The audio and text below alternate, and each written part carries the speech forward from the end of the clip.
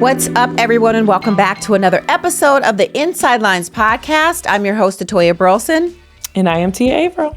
Coming up a bit later in the show, we'll be having a conversation with Bria Anderson, and we'll also be getting into our hot take this week, where we will be discussing Jason Aldean. But first, Tia, what's going on, girl? Girl, it's just busy. I think the last time we chatted, I said I was not going to Florida. I had sent the boys and all the things. Well, I ended up going. And it was just like a long weekend, but we are in the process of prepping for Junior Olympics. So they have That's nationals exciting. This week. Yeah. So the boys are excited. They've been working really hard. So I'm excited to see them go out there and perform, but I'm most excited about the end of track season because it is long. Okay. It is long days, long weekends, a lot of your life gone. But I feel like with parents and sports, that is your summers, is your kids. And so unfortunately, you have to carve out your lives around them for whatever reason. But you know we do it to ourselves. We do it to ourselves. We do it to ourselves. But I think this was different, right? Because I'm sitting here school start back. By the time track ends, school starts back for Zay in 3 weeks. So in 3 weeks? Yeah, or maybe it's 3.5 weeks, but whatever it is, he hasn't really had a real summer. You know what I'm saying? Because we've been having stuff. But anyway, to your point, we do it to ourselves, and the kids love it. They aren't complaining, just their mom who didn't get a vacation. You took a lot of little mini vacations in between. What's going on with you? Oh, just the same old. Similar to you, the kids are just in sports with volleyball for my daughter Mia, and football, going to a lot of football scrimmages for my son Nehemiah. So just in that realm of life right now of taking them all around, and it's long drives to New York and back for Mia. But, it is what it is. I signed up for it. I just have to put my big girl panties on and keep it moving. Look, and I complain. I do got a question, though. I got a question for you because you just sent one off to college, which we talked about. But Nehemiah is entering in his senior season. So how do you feel about that situation? And are you doing anything different than what you did with Lil Nate? No, nothing different. I haven't even thought about Nehemiah's senior season yet. I'm just trying to get through the summer. I feel like for me I'm just trying to stay in the moments, enjoy where I am. And when school starts right after Labor Day, because, we don't start till after Labor Day. So I have a little bit of time to even plan for that. So I'm just staying in the moment of summer. I love summer. I'm not working out indoor. I've been taking tennis lessons and running and being outside, and I absolutely love it. So I'm just standing in the moments of where I am, girl, and enjoying it while I can. Oh, good. Yeah. All right. Enough about us. Let's get into this week's hot take.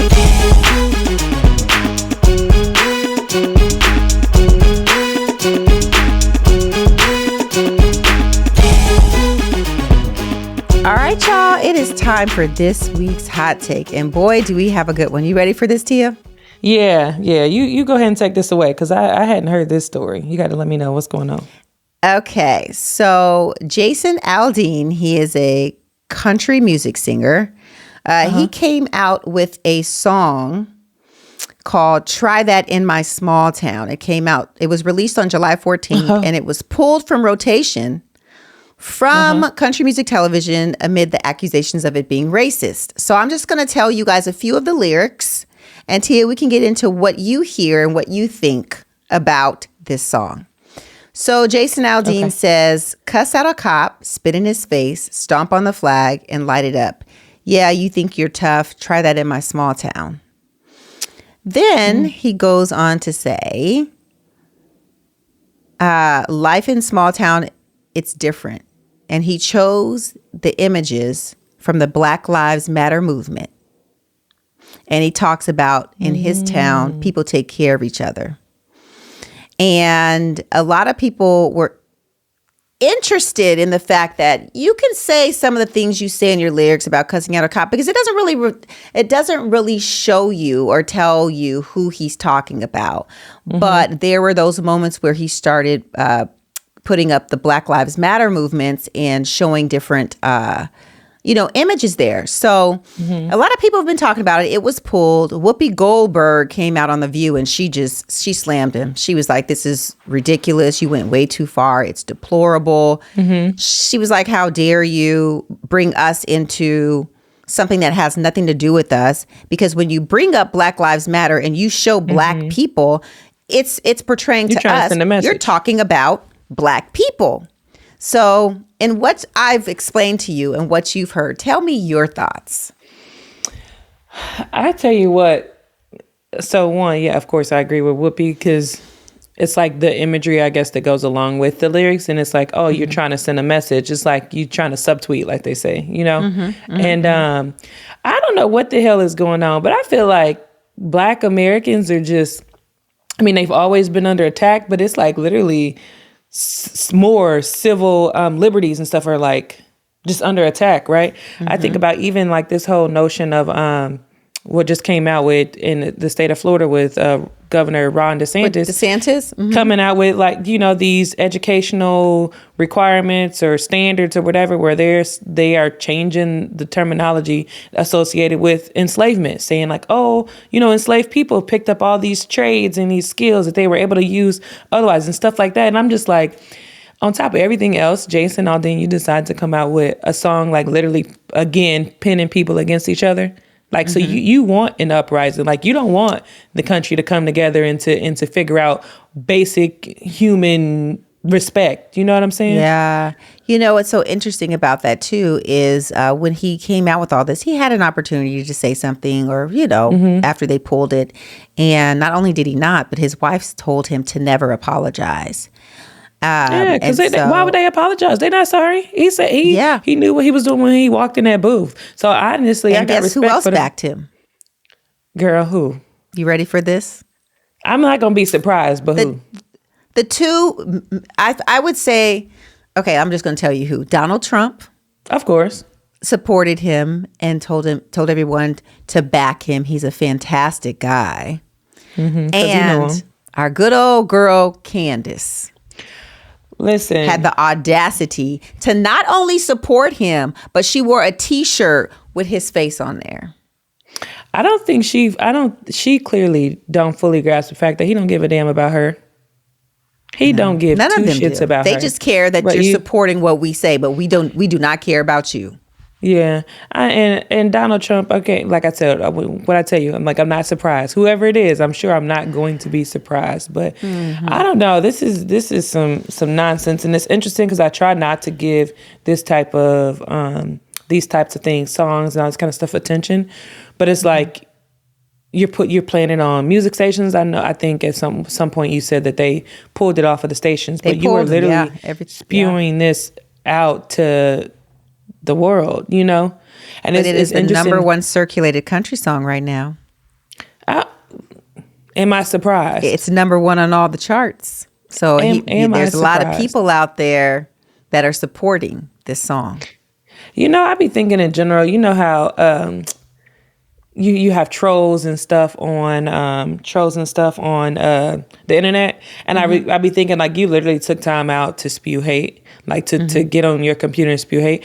It's like the same thing with Jason. It's like you literally took time out to go in the studio to spew hatred. Like find your ass something to do. Find something to do.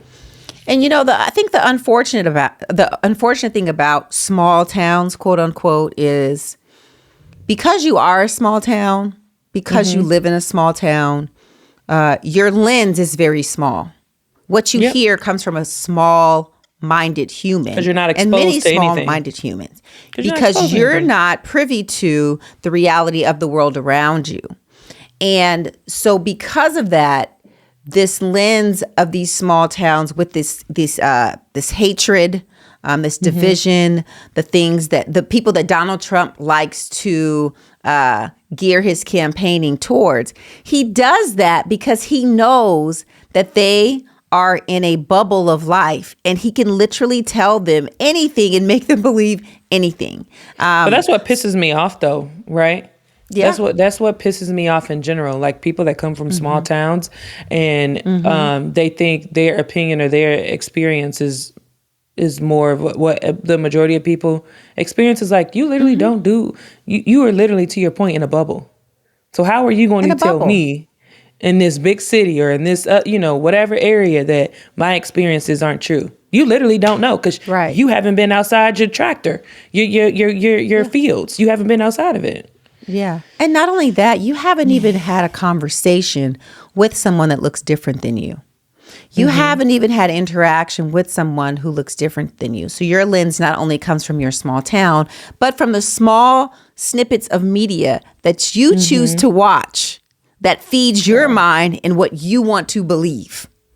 So it's very interesting that what doesn't surprise me about Trump and Candace supporting him, but it does surprise me that Jason Aldean would come out with something like that and with a song like that. And not even a song like that, but just choose to depict in your videos Black Lives Matter.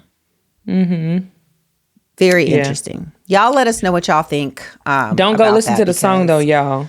Do not listen to the song. Do not support the song. Like that, go to The View. Watch Whoopi Goldberg discuss it. Go to an actual news outlet, something that's outside of the song, where you could just read the lyrics. Read the lyrics for yourself, and y'all let us know what y'all think. All right. Coming up next, our conversation with Bria Anderson.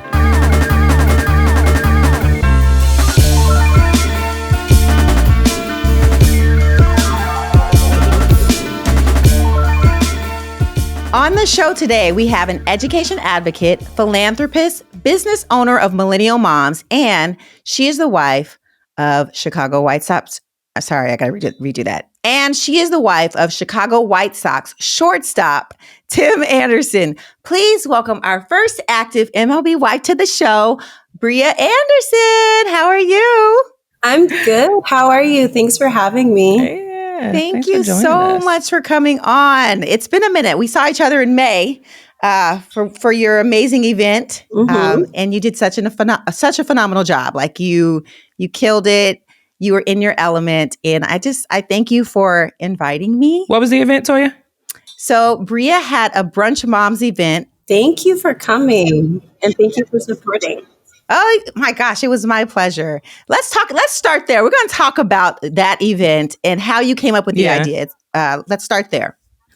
So Millennial Mom is my brand. That's my business. It started off as a blog and it transitioned to a candle line and apparel line in December. Nice.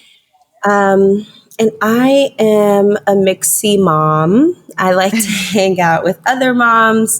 So I had this idea to get a bunch of moms together just before Mother's Day to just vibe out, have good conversation, good food, good drinks. And that is how Brunch Moms came about. Oh, nice. So what made you decide to even start Millennial Moms? I started Millennial Mom during COVID as a passion project. My background for teaching is in English and language arts. So writing is a natural thing for me. So blogging during the pandemic was a good way for me to express myself and just kind of connect with other moms. So I would post my blogs and I would be, kind of like, should I post this?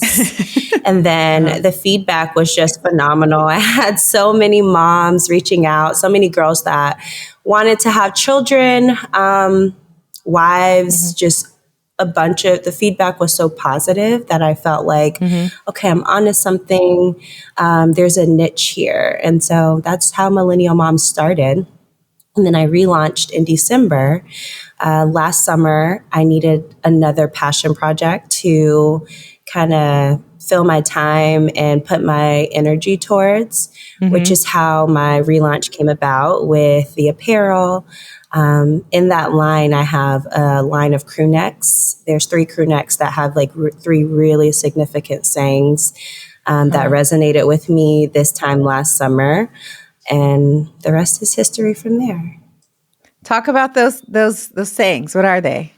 So I have a black crew neck that says moving mountains. Mm-hmm. I have another gray crew neck that says goals, grace, gratitude.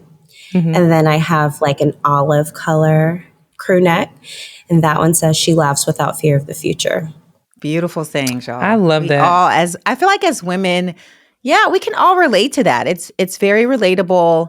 And I think that it was such a smart idea to just remind, it's just about the reminders, right? Reminding women of these important sayings to keep us going and empowered. So, yes, it's so important. I remember I did my first pop-up and there was a girl and her friend there. They were shopping, both moms. And she bought the She Laughs Without Fear of the Future crew neck as a gift for her friend. She showed her friend and her friend immediately started crying, like pouring. And I'm like, what's going on? And they just started talking to me about their story. You know, the mom was going through a divorce. They were both going through a divorce together, and they're best friends. So they're kind of leaning on each other as support. And it really just made me feel so proud because that is exactly why I created that line, to support other women, other moms, other wives who, you know, we all experience some sort of turmoil. So to like wear that on your chest and wear something that you really believe and that's comfy. Yeah. That was the goal. let's rewind a little bit. Let's tell the listeners like where you're from, where you were raised, all that good stuff. Yeah, so I was born, I'm a military baby. Okay. So my dad was military. I was born in Birmingham, Alabama. That's where all my family's from. And I was about 2 weeks when we left Birmingham. So 2 weeks after I was born, my dad was being deployed and we moved all over. So before fourth grade, I had lived in Florida, Connecticut, Virginia Beach twice. And then I grew up in Virginia Beach. Virginia Beach is kind of where my dad did his longest stint in the military. It's where he retired. So I grew up in Virginia Beach. I am the youngest of 4 siblings. I have 2 other older brothers. I have an older sister, and I am my mom's only girl. Oh, nice. I love that. Atoya and I talk about, in general, like with the NFL, you can like up and be moved at any point, and just how stressful it is having to start over and all the things. And I think, because I'm not super familiar, MLB may be a little more stable, but you're still kind of like in a new city. No. MLB is way more crazy. Is it MLB really? Okay. Is like, girl, you can be here today, gone tomorrow. Fortunately, my husband has had a contract. So he was called up in 2016 from the minor leagues, and the following year he was offered a contract. So when he got that contract, we made Chicago home. So we have had, we've been blessed to have so much stability. And now we're getting to the end of that contract. So, you know, there's a chance that we may start to experience some of that uprooting and trading. We don't know what that looks like. We won't know what that looks like until it just happens. If it happens, we don't know when it'll happen. So yeah, NFL, I feel like MLB, I can't speak to NFL too much, but I feel like MLB is very much last minute. Like I have so many friends in the game who they are in the minor leagues at the game. And then as soon as the game is over, they get a call like, hey, you're going to Chicago. That's actually how Tim, my husband, got called up. He was in Charlotte. And I was at home with Peyton. She was our only child at the time. And I was, you know, I saw he was in the lineup. And then I saw they took him out of the lineup. So in my head, I'm like, man, we're about to get traded. Like, what's going on? And of course, he's like taking forever to respond. But they took him out of the lineup because he was going to Chicago. So it's like, In that blessing, situation, what a blessing, you know. Yeah. But sometimes it happens the opposite way. Sometimes people are sent down back to the minor leagues. Sometimes people are traded to different teams. And fortunately, we haven't experienced any of that yet. Do they help? Like when you get traded to another team, do they help you with moving, or do you have to figure it out on your own? Like as far as what you've known from other friends? So every team is different, I believe. We've only ever been with the White Sox, which is also a blessing. But when I know with the White Sox, when you first get called up or you're new to that team, they give you about 2 weeks in a hotel. And then after that, you got to find yourself a place. You got to figure it out. So yeah, they help a good bit. There's so many resources too. Chicago is a really good place where people often come for short time travel and all that good stuff. So the only hassle is like trying to find a short term lease for like 6 months. And then some people are only there for like 3 weeks, but I just signed the 6 month, so. Yeah. Okay. So, well, I got some more questions about just your experience being an MLB wife, but what I was, where I was going earlier was the notion of like you being used to moving around with, being a military child and like having to restart. And so when I think about even the notion of the millennial moms and a place to blog, it's kind of like, I feel like sometimes we get in these new cities and you kind of feel alone and you're like, well, I actually need help and I need to vent and I need that outlet. So I was wondering if millennial moms came from that type of space too, like you were trying to figure things out solo, Yeah, I was, my background is teaching. So right now I teach virtually at a junior college. But before that, I was in the classroom.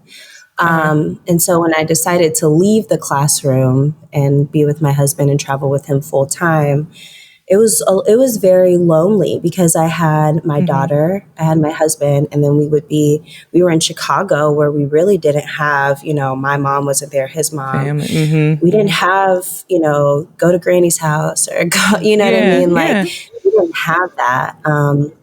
We found that community after a while. But yeah, I think part of me having the courage to blog, because, as an artist, when an artist creates a piece, they're kind of nervous of what the feedback is. And it's kind of the same with writing. I had only ever written for like academic purposes.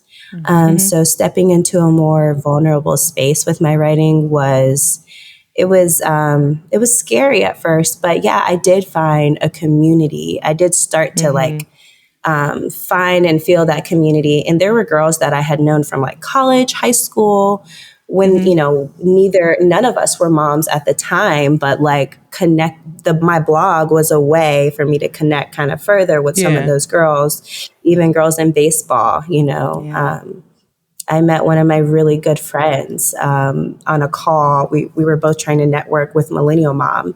And we're like, you know what, let's set up a play date. And now my daughter has a lifelong best friend. So yeah, that community, Millennial Mom, like all of those things just kind of aligned. And during the pandemic, it was great because we weren't, we weren't seeing friends. This was early in the pandemic. We weren't seeing friends and family, but that was a good outlet. Now, I know your background is in education. Is that what you decided to get your degree in college? And then how did you decide what you wanted to do? So yeah, I got my bachelor's from the University of Alabama. Roll Tide. She went back, my bachelor's was in secondary education. My bachelor's is in secondary education, language arts. Then I started teaching my first year, and we had Peyton. And as soon as I had Peyton, I went back for my master's at University of West Alabama. And right now, I'm actually towards the end of my PhD program. Come on, somebody. Okay. So we are almost at the end of this thing. We're about to start doing, I'm working on research. My research is based in Chicago. But I've always wanted to be a teacher. I'm a mixie girl. So like, I love connecting with people. When you say mixie, what do you mean? I mean, I'm a social girl. Yeah. I mean, no, I don't like to be out and about. honestly. Well, not in a club, but Mix like, and yeah. mingle. Mix and mingle. Yeah, I like, yeah, like you have to pull me out of a room. My husband always says, like, I got to pull you away from the convo. Like when it's time to go, like you still talking. But yeah, I love community. I love bringing people together. I love educating. I love helping people realize strengths or showing people different ways or giving them tools to help them be successful. And then for me, I was a first generation college student. And, it was a proud moment for my parents to come to my college graduation. They're still proud to say, my baby get her PhD. You know what I mean? Like, Yeah. that's just something that I've always wanted to do. I remember being 5 and like lining up my teddy bears and baby dolls and like teaching to absolutely nobody. So you knew beautiful. like early on. Well, you have 2 little students as well. And my grandmother was also a teacher. Oh, your grandmother was? Yes, my grandmother taught math for years in Birmingham. And she's like, she's my namesake. I'm a lot like her. My family calls, her name was Shirley Evans, and my family calls me Little Shirley because like we have a lot of similarities, obviously teaching being one of them. My grandmother, Fanny, she also worked in Fulton County school systems in Georgia, in Atlanta. So, just, I don't know, I guess it was in my blood. I guess it's like what I've seen growing up and just kind of stuck. So you have 2 little girls to practice this education, these mini education degrees on. Talk about being a mom for the first time and also talk about the things that, a lot of us don't talk about, like the difficult times and what you learned as a mom. Yeah. So Peyton is my oldest daughter. She's 7 now. Paxton is 4. And so being a mom to 2 little girls is so interesting. We want to. They are just so funny and they just keep me on my toes. And like kids will literally say and do things that like are surprising to you, but you're actually not that surprised because you're like, okay, you're literally me. So the joke with our girls are Peyton, my oldest, looks like my husband, Tim, but she acts just like me. Social, mixy, a girly girl.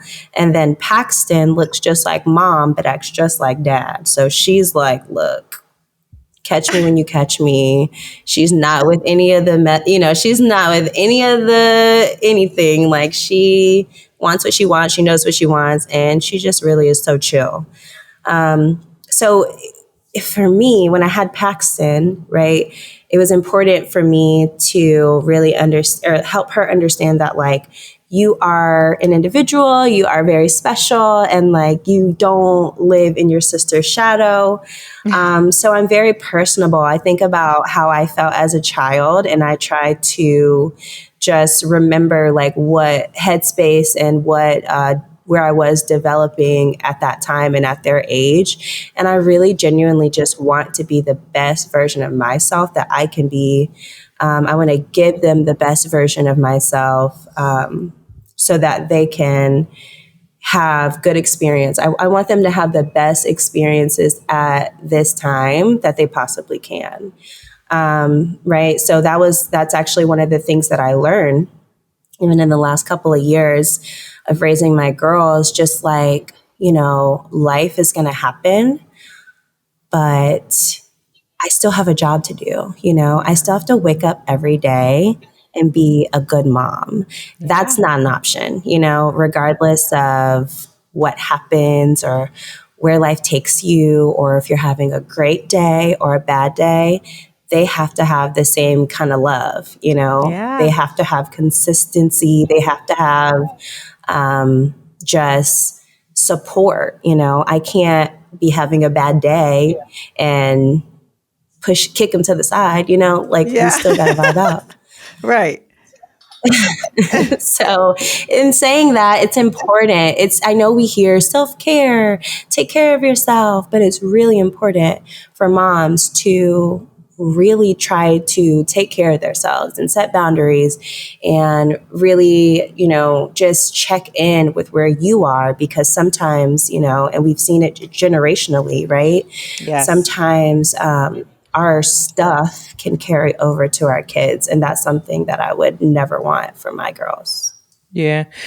So I saw a TikTok recently, and I had to find it and share it on our social or whatever. But the person was generally saying, like, my goal as a parent is is to raise my kids in the space where they don't have to heal from any trauma that I caused them. And I think just thinking about what you just said in general, it's like, yes, we do. Like, our goal is always to show up as the best version of ourselves. Because to your point, like, our kids didn't ask to be here. Our kids didn't ask for whatever life circumstances to affect them or the household or whatever the case may be, but we still have to move forward, right? So I guess my question to you in general is, like, because like, our goal is for our kids not to have to heal from some ish that we did. Like, how do you move through that, right? Like, how do you do that in a healthy way that's healthy for both you and the girls? Yeah. So in our house, we're very just open. We're so open with everything, right? So like, my oldest daughter is 7. She can read really well, right? So like she's smart. She's really smart. So sometimes like we just kind of sit down and we just have real honest conversations, and we talk about, well, here are the facts. Like, what do you feel about that? How do you feel about that? Is this comfortable for you? Is it uncomfortable for you? And then also not just like what we have going on as a family, but like what's going on at school? Who are your friends? What are your friends doing when you guys are playing? What's the convo? What's tea? Yeah. And we just, like, our biggest thing, we always want our kids to feel like, we never want our kids to feel like, oh, I can't tell my mom or dad this. I got to tell, my homegirl or whoever. Like, I want my kids to, I don't want to be their friend, right? I don't want to be like, I'm one of their little friends, but I do want that open line of communication.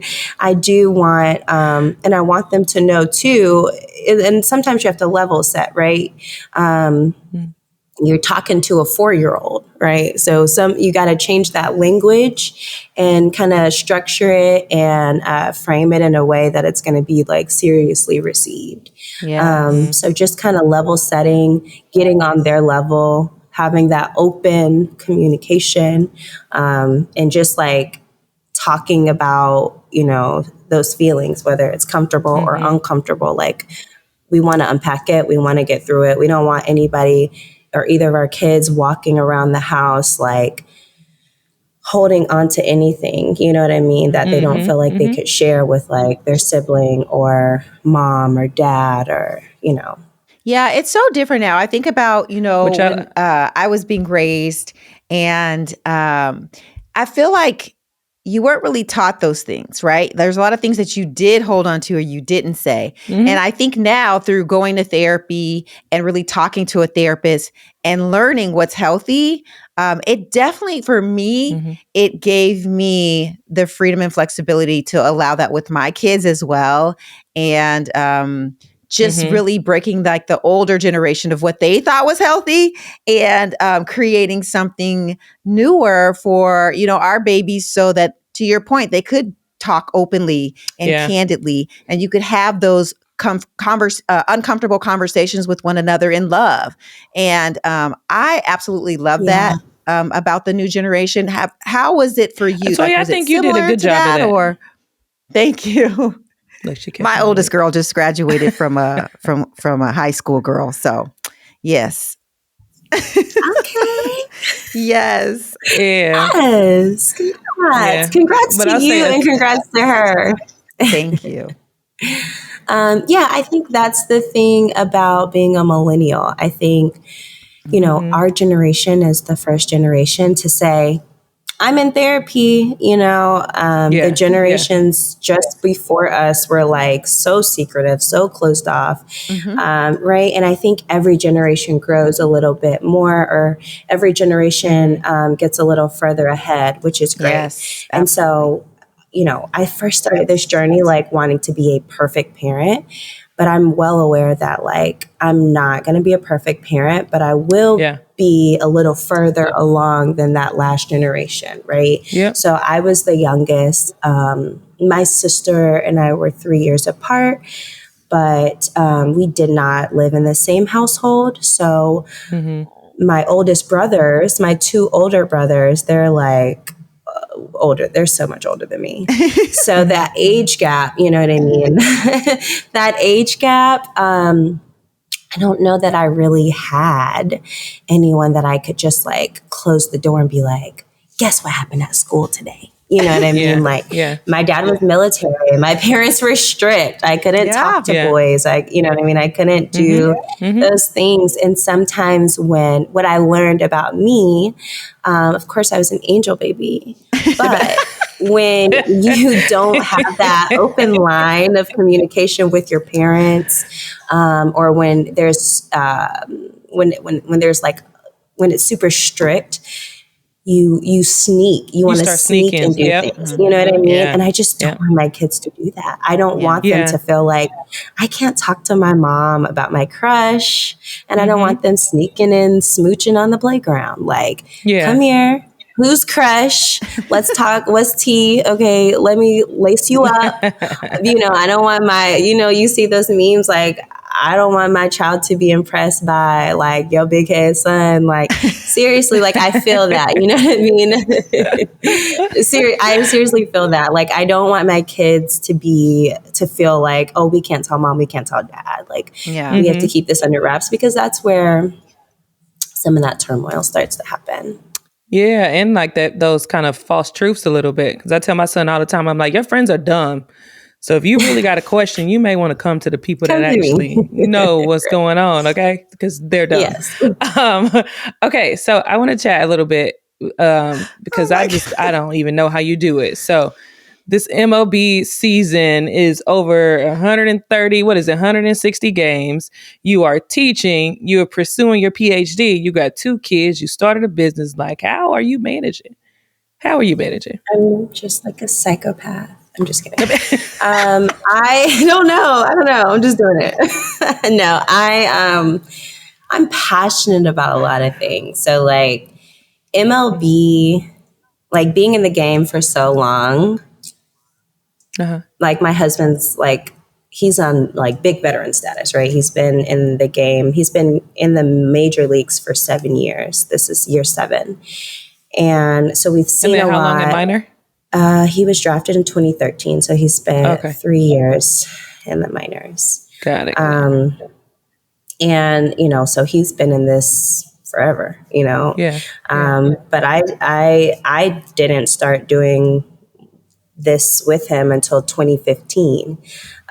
So being in the game this long, there's so much support, you know what I mean? Like you find your people, you find friends that get it. And then, when you're married to someone who is like Tim Anderson, you have to have your own something going on so that you don't, get lost in MLB world, because at the end of the day, when the game is over, we're going home, we're having dinner, we're living our real life, right? When we put our phones down, we're living our true life. And true life for me, I'm passionate about education. I'm passionate about giving back. We do a lot of charity work. I'm still teaching. If I'm not teaching, there was like a gap, a year or 2 where I didn't teach. And like, I was searching, you know what I mean? I was searching for something.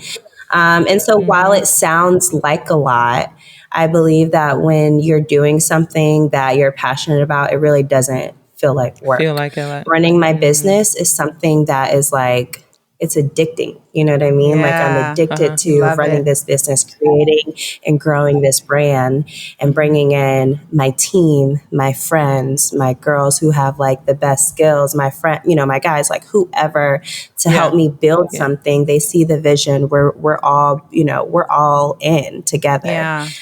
So like that piece is just, and even watching my husband live his dream, like I know it's like, oh my gosh, like I know that sounds crazy. You're traveling, you're doing this, you're doing that. But like our normal is so different from a lot of people's normal. Right. You know, like we're used to we've been on the road for a week.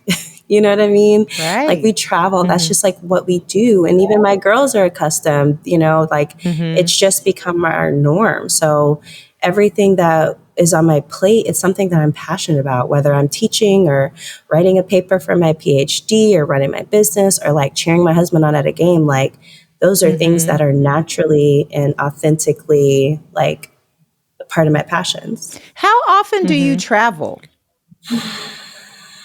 Look at her. A lot. It just depends. I travel a lot.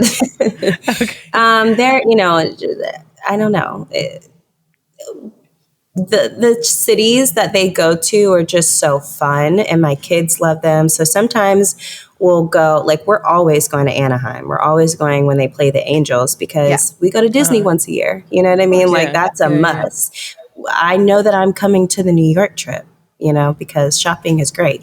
But even more than that, like you know, we're here now. Like this is our second time in New York this season. And I'm here because I've never been to the Met Stadium. This is my first time at the Met Stadium. So it just kind of depends. Some of the cities are super cool. Sometimes Tim will have something really big going, or sometimes we just don't want to be apart. Sometimes we just don't want to be in Chicago. Sometimes we just want to go with dad. And spend time or, you know, do something chill in the city, in a different city, a change of scenery.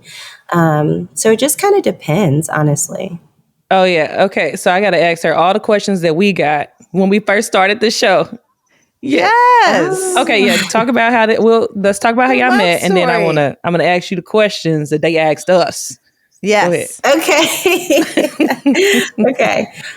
Tim and I met when I was in college.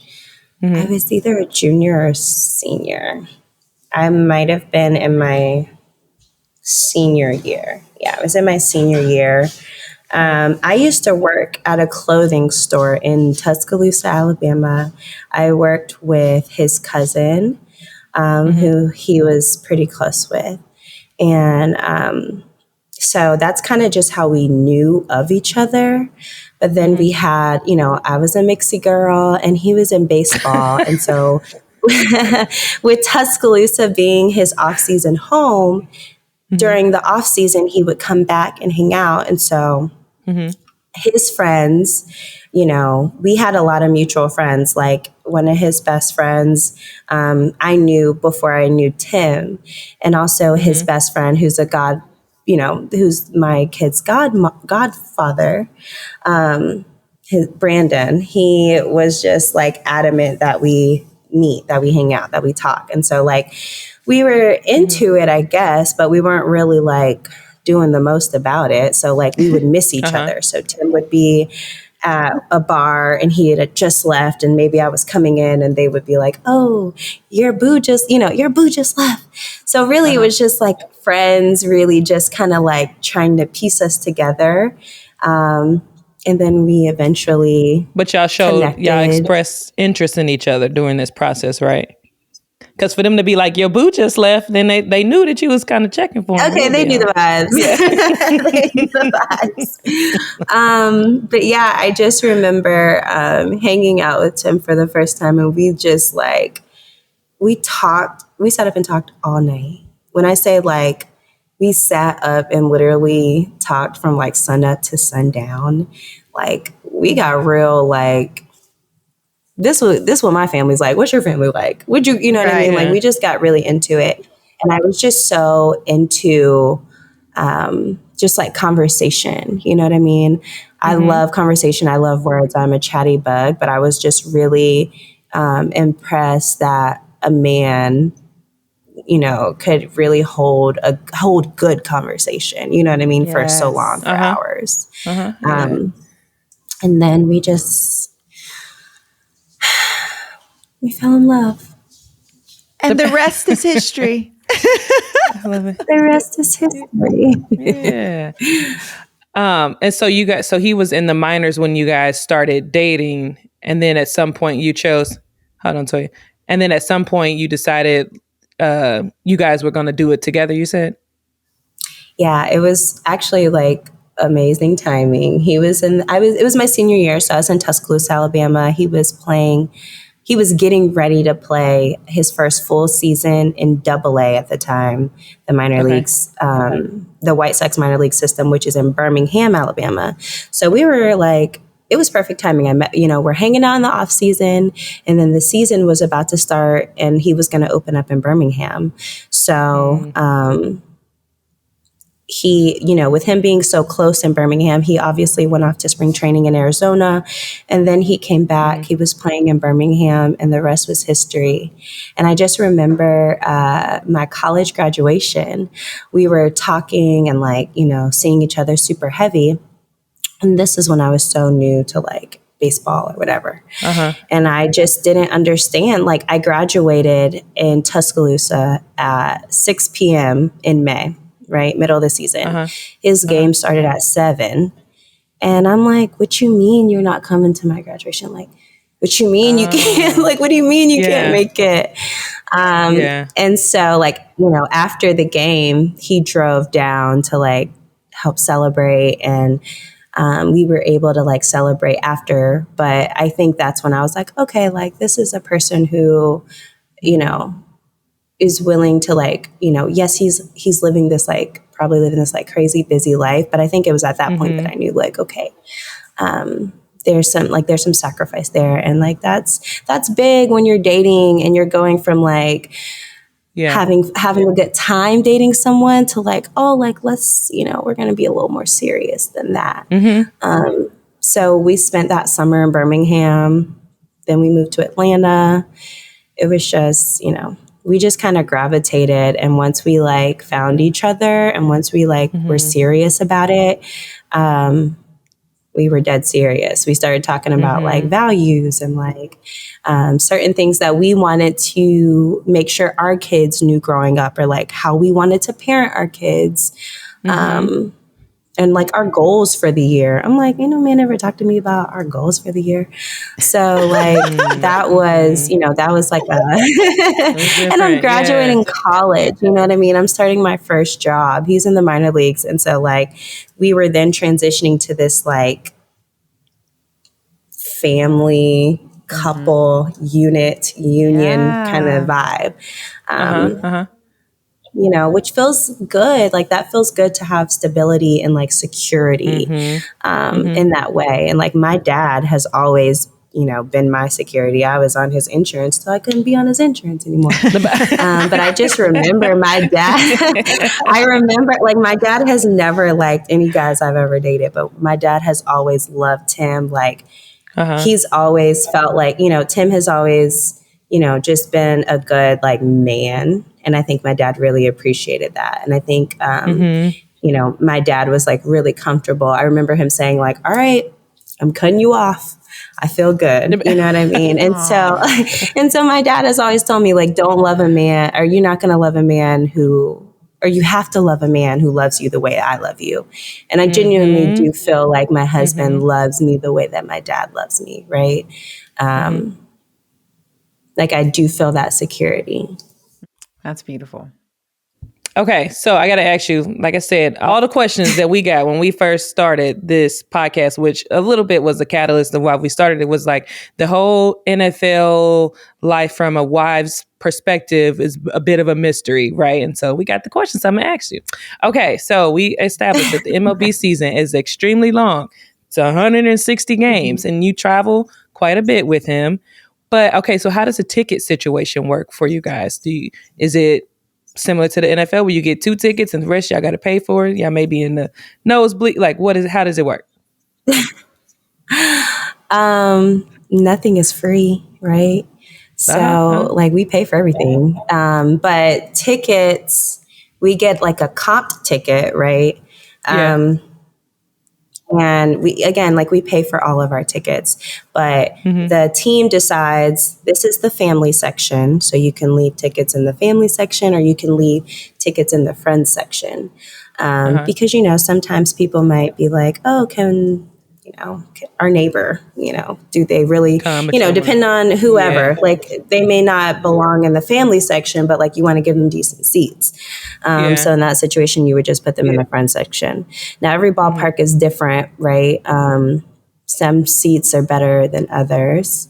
White Sox, we have a pretty decent section. And then we get a certain number of tickets and we can always ask for more. Like we were in Atlanta this past weekend and my husband had 50 family members drive down from Alabama to Atlanta to go to the game. So we had like a whole section. We had like 4 rows. Okay. But yeah, like tickets are not hard to come by, but they're you also still got to pay free. for them. Right. Which is something that people just don't even be thinking about. Like, that's still coming out of my check. So what when people be like, about? "Oh, can my cousin sister babysitter come to the game? She's a huge fan. She's your number one fan." It's like, I ain't gonna lie. At first, we used to be like, "Yeah, that's fine," but like now, it's just not. It's too much. It's too much. It's not giving that. And at the end of the season, and let me tell you why it's too much. Because at the end of the season, when you get that bill for how much you spent on tickets, you be like, oh, they wait to the end of the season to drop it on y'all. They wait to the end of the season to hit you with it. But and that's crazy because that's 160 games. Okay, we have 18. Okay. They got 160 games. Good God. Right. Exactly. So we talked about training camp, how before when he was in the minors, they did training camp in Arizona, but they were in Alabama, et cetera. How does it work now that you guys are with the White Sox? Do they always do training camp elsewhere? Yeah, it's the same. So minor leagues and major leagues. So I'll back up. The league is split into the National League and the American League. So half of the teams go to Florida for spring training, and then half of the teams go to Arizona.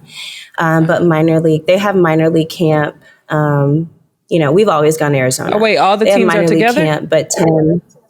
Like all of them together go to one location in Arizona? No, so every team in Arizona, or every team has their own little facility, right? So really spring training is like the guys go and work out and like get all their, work in for like, for a few weeks. And then spring training is really just like scrimmaging, you know what I mean? So they play each other. There's like spring training games. And so we share a facility, the White Sox share a facility with the Dodgers in Arizona. But yeah, so like minor league guys will get an invite to big league camp to kind of like get their feet wet and be around the game a little bit. See some minor league pitching and some major league pitching and like major league at bats and things like that. That's usually a good sign that they're going to get called up soon. But yeah. Not unlike a baseball guru. Not I got the tea. Well, you know what? Baseball, I feel like it's kind of like a mystery, right? I'm from Arizona, so I went to the game. Spring training was a big deal in Arizona. Like everybody goes. It's a thing. Like when I lived in Seattle, when my kids had their February break, we would fly from Seattle to Arizona and do spring training. Like we did all of it. Like it was, my boys loved it. See, I had no idea. So I feel like baseball is like a mystery for me. But I'm like a bunch of people. I'm like, well, how does it work? And then you do it. Okay. It's so interesting because before I had kids and when I was still teaching in the classroom, actually not even before I had kids, we had Peyton. But I didn't go to spring training with Tim, and that's 2 months. I look back now like, dang, that was a long time. But 2 months he would be gone. And I would take Peyton. I was teaching, I remember, on every Friday, I would get off, I would leave my classroom, I would go get Peyton from daycare, and we would hop on a flight, a 3.5 hour flight on a Friday to come back. You know, we would go to Arizona and then we would come back on Sunday so that I could be at work on Monday. And I remember doing that year, like, why am I doing this? Why am I flying 3.5? That's a 7-hour travel time for the weekend, but it was worth it. We got to see Dad. We got to see him in his element. We got to experience spring training. But after a while, we just, you know, like 2 months is a very long time to be apart from your family and your significant other. So now we do spring training as a family. We all go, we pack it up, and we're gone for 2 months.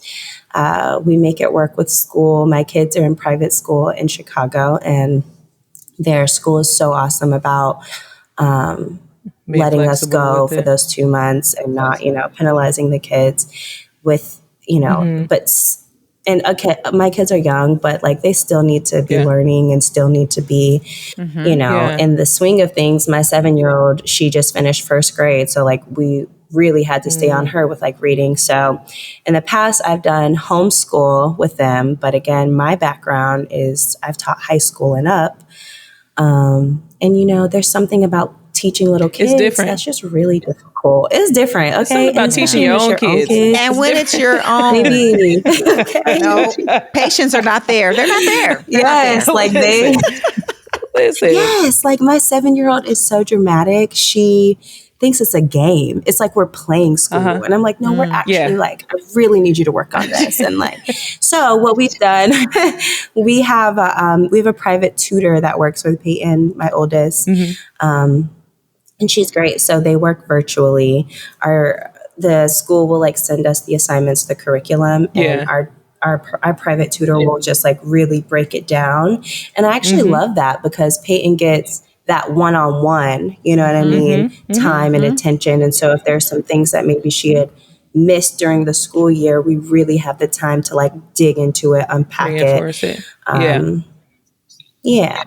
I homeschooled my oldest son, the one that's graduated from high school. I homeschooled him for a year right before he went to high school because of all the different moves that we had made throughout the NFL career. I felt like he just needed a year to like sit down and get it all together. So because I wanted him to go into high school with confidence, feeling good about where he is academically.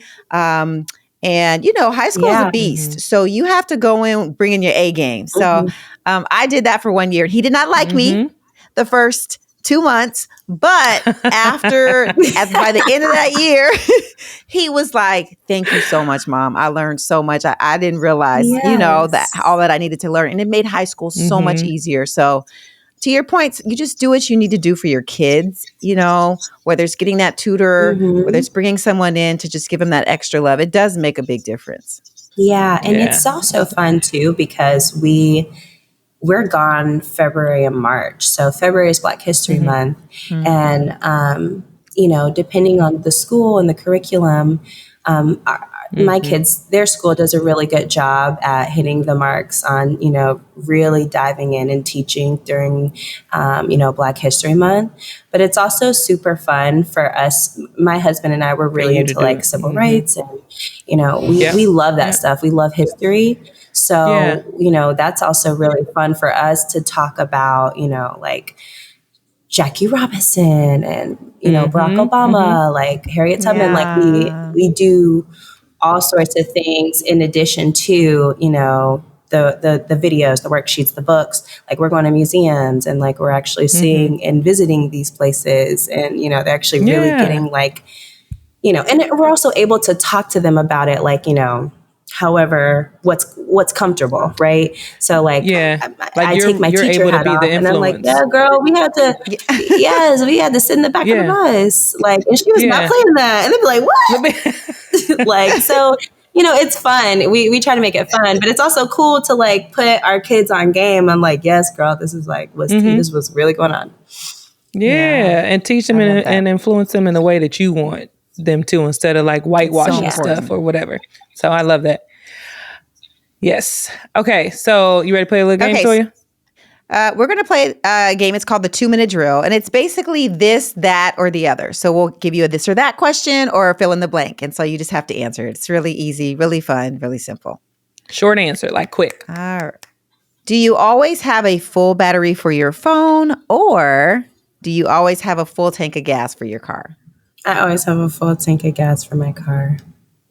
My husband will yell at me if I make it to anything below a quarter. That's me getting yelled at all the time because I hate pumping gas. Smart. That's smart. Okay. So yeah, full tank. We can charge the phone in the car. Okay. Have the ability to change the past or see into the future. See into the future so that you can prepare accordingly. I'm a planner. Yes. Longest you've gone without sleep, and why? The longest I've gone without sleep. Maybe. All this schooling, you did some all-nighters, I know. I know. That's what I'm thinking about. I'm thinking about those nights that I spent in the library. So when I was in college, I think the longest I've gone without sleep is probably like 2 days. When I was in college, I pledged AKA, shout out to Theta Sigma. And we used to do step teases and compete in, step competition. So we did not play. We would be, in class all day and in practice stepping all night. And we would have 8 a.m. exams. So we would go from class to step practice, leaving step practice at 2 a.m, going to the library that was open 24 hours, and then staying in the library until you take that 8 a.m. exam. Like, that was the grind. Yeah. So probably college. Yes. And I look back like, why was I living my life like that? Like, I didn't have to live like that. I'm like, how did Because we function? could, okay? You had no worries in the world. You could do anything in college. Yes. Not even. There's some engineers that I'm like, dude, I took that exam with you, player, and we barely made it. I don't even get that We barely made it. But you made it. Okay. Would you rather look? We walked across the stage, but like I said, I ain't getting on some planes. I'm like, oh, you work for Pratt? No, thank you. Okay. Would you rather be able to play every musical instrument or master every type of sport? Master every type of sport. I like to move my body, and I'm kind of competitive. So yeah, I would definitely want to master every single sport and just be bomb at everything. Would you want your life made into an entire movie or a book? A book. The books are always better than the movies. That is true. Okay, so live in a world where there is no crime or no privacy. No crying. What you mean? Yeah, that's easy breezy. We need the privacy. Give up social media or eat the same dinner for the rest of your life. Ooh. I'm going to give up social media because I'm a foodie, and, social media is just so much social media. Yeah. Real life. Listen. Okay. Would you rather look at your mom's search history or your dad's search history? Ooh. I'll take my mom's search history. Easy. What is the best gift you have been I don't given? see no man's search history. The best. I'm sorry. What is the best gift you have ever been given? My kids. Is that a generic answer? It's generic. We want my more. Kids, right? We want more. Maybe my first car that my husband bought me. What was it? It meant a lot because it wasn't anything crazy at the time, but it was a brand new Nissan. I think it was an Altima.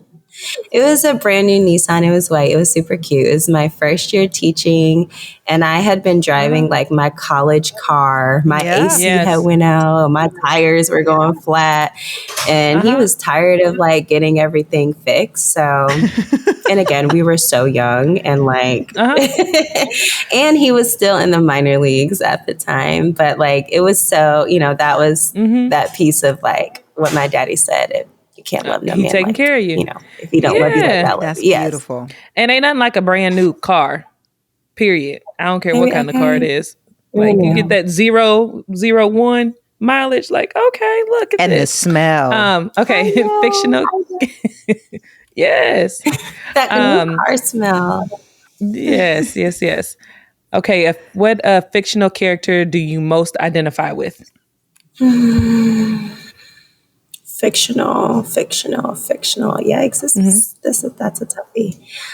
What fictional character do I most identify with? It can be a cartoon, it could be a sitcom, whatever. I am gonna go with Joan from Girlfriends. Oh, Okay. I'm a girl's girl, and I also like my sorority sisters, my line sisters specifically, and like my best friends. I think, pledging AKA at Alabama really taught me the importance of like lifting your sister up when she's down. And I feel like Joan on Girlfriends is the one that like pulls it all together. Everyone's meeting at her house. Yep. She's planning, she's, that glue. But like, I appreciate, like that girl's girl kind of feel. Yeah. Nice. I think we all need that. You all need that at some point in your life.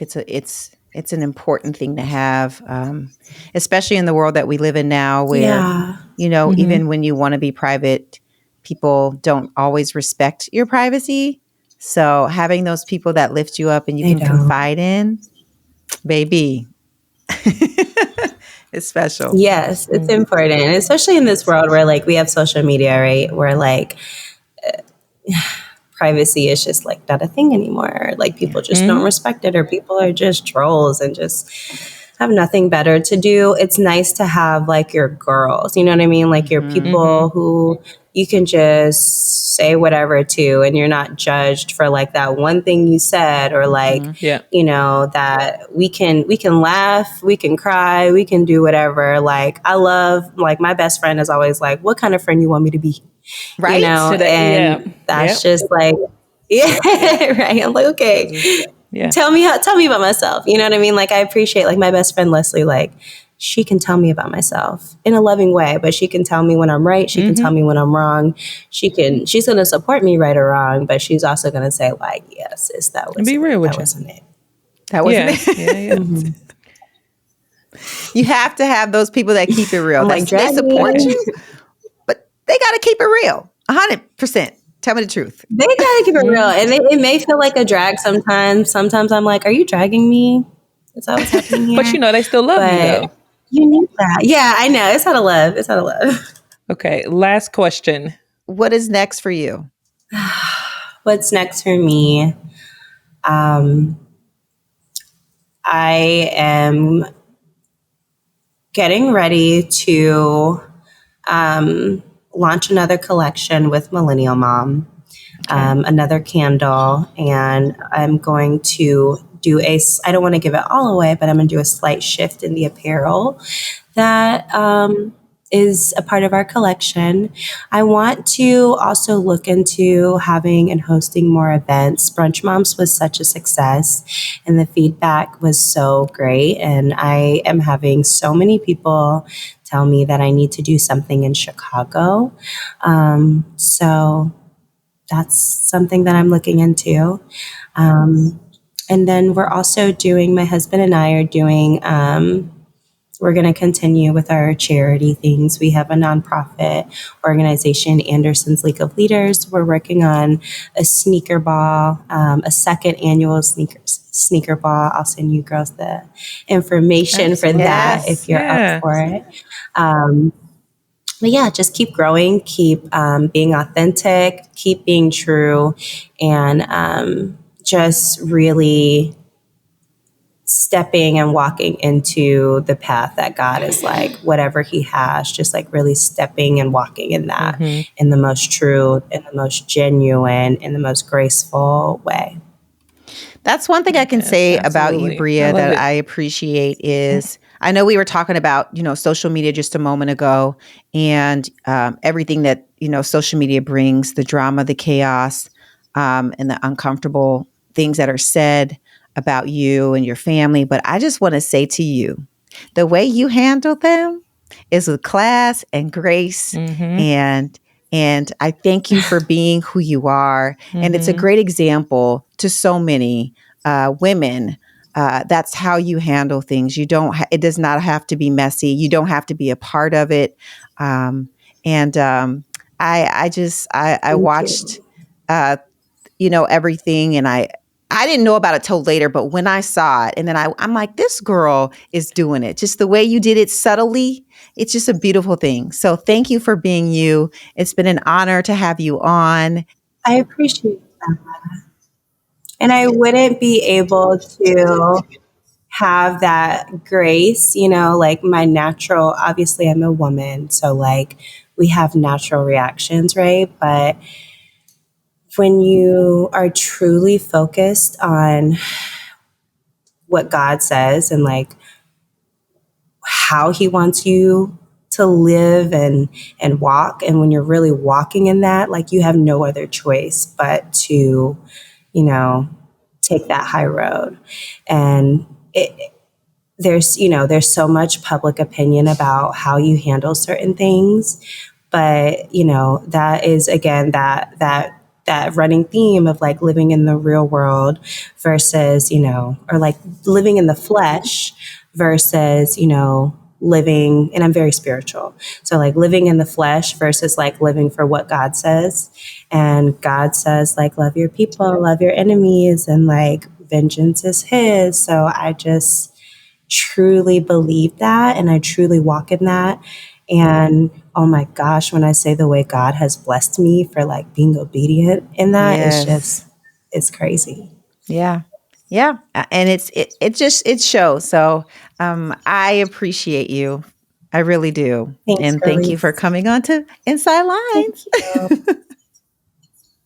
Of course. Thanks for having me. This was so much fun. I had such a fun time with Bria. She was an amazing first MLB wife. Yes, first active. So I tell you what, the baseball world is such a mystery to me.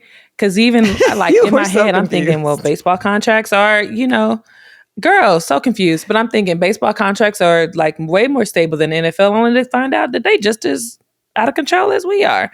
But thanks, Bria, for coming on and chatting it up with us, and just good luck with everything. Like we'll definitely have to connect in person.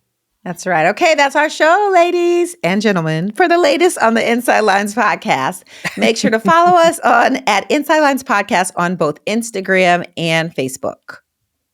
And be sure to check us out online at insidelinespodcast.com and leave us a voicemail.